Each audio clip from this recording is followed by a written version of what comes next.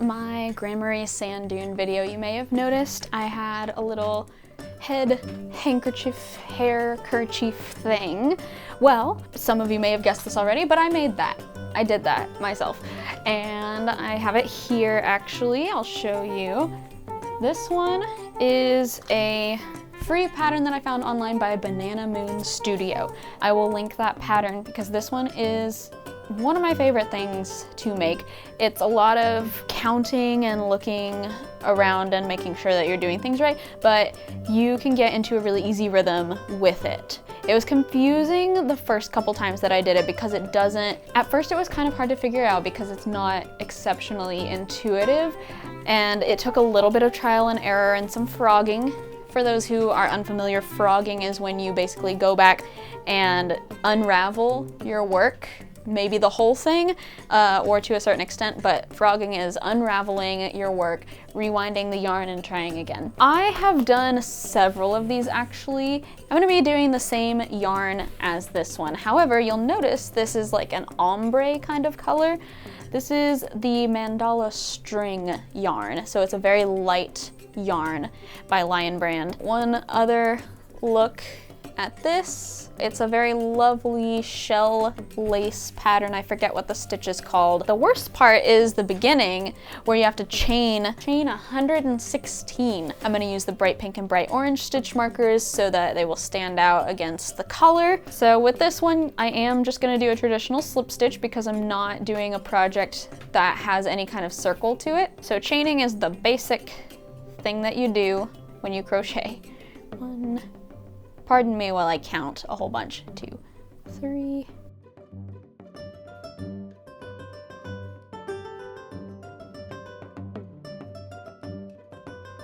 All right, I'm gonna put a stitch marker about every 25 stitches.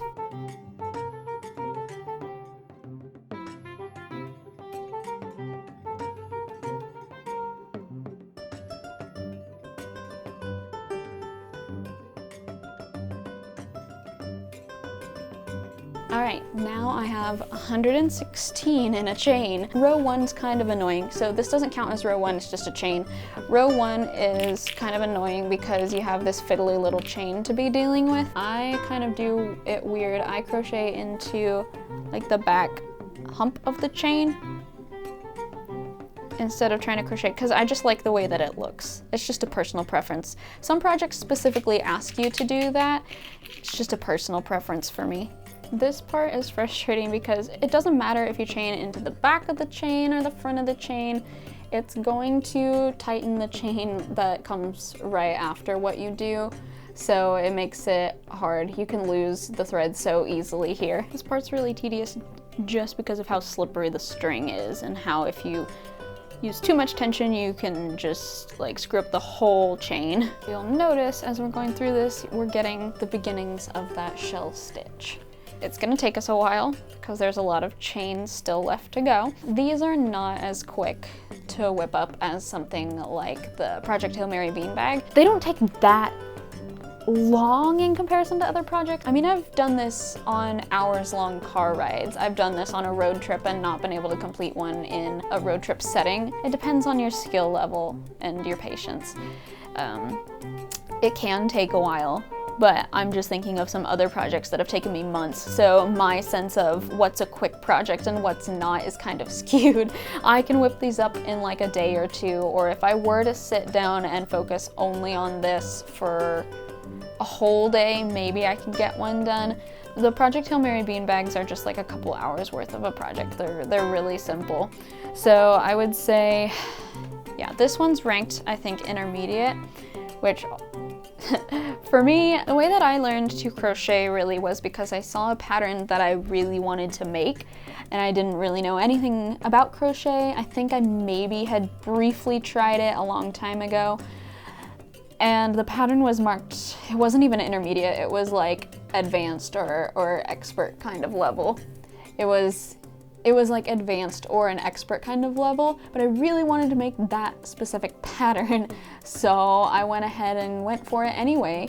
And luckily the author of the pattern was really skilled at making patterns and explaining every single kind of stitch that you need. She had a giant key on the first page of the pattern that specifically explained what each stitch was and step by step how to do it. But also I would just like YouTube search or Google how to do XYZ stitch, and then I would do that.